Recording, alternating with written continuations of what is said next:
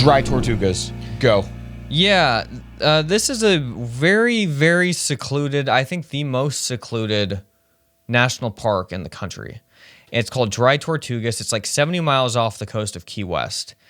And it's not going more south. It's actually going west. So Key West is actually more south than Dry Tortugas is. But it's like you're in the middle of nowhere. And the only way to get there is by like a small boat that can maybe fit like 150 or 200 people on it. And it's a 70-mile trip, and the boat goes 30 miles an hour. So it takes 2.5 hours to get to this place by boat. It's a long way, and then you got 2.5 hours back. And you spend 4 hours on this island, which is what Dry Tortugas is. It's got a long history of being kind of a safe haven for ships that are trying to get around this area to be able to go into like the United States or into Mexico, places like this, as far as I'm understanding. So it's called Dry Tortugas. Well, the United States government built a massive fort on this random island called Dry Tortugas in the middle of nowhere. And when you first see it, I mean, it's just 16 million brick. It's like just unbelievably massive. And you think, how on earth did they do this? And why did they do this?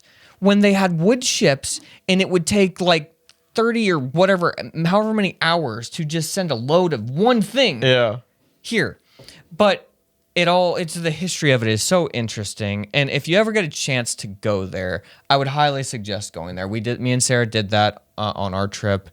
I think it costs like $200 per person to go out there. Okay, so it's like a day at Disney World, as Dad said. But you get a piece of American history. You get to learn a lot about it. And it's a very unique place. How often are you going to be out that far? Exactly, because it takes a long time to get to Key West, anyways. 4 hours from Miami, Fort Lauderdale, whatever. So it's a very interesting place. It makes a lot of sense why this random massive fort is in the middle of nowhere. It's a safe haven, deep waters, one of the only deep water areas in that whole region. And you have to, even to this day, you have to pass Dry Tortugas if you are going to ship freights through to get into the Mississippi River.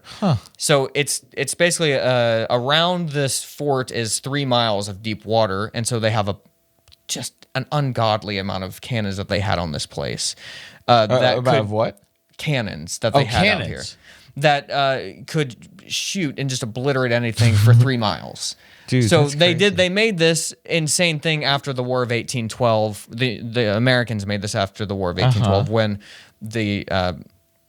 the British came and they burned the United States Capitol. And so it was basically the 9/11 of that day, and they were like, well, we're never going to let this happen again. So that's how they came in. They came around Dry Tortuga, so they built this ridiculous base there that was like impenetrable. And I mean, it's just insane. Like spending all your resources in Age of Empires on like one little fort. That's all it was. It's just it is insane. Yeah, it can't be stopped.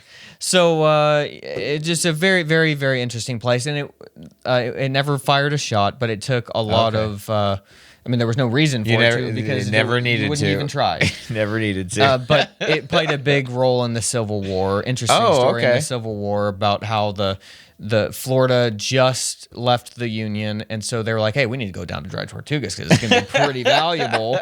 Turns out there was already a Union ship that was there that had, and they're like, what is this? Like, there's only one Union ship is here. What's going on? So the Floridian boat is like loaded, like ready to just blow people up.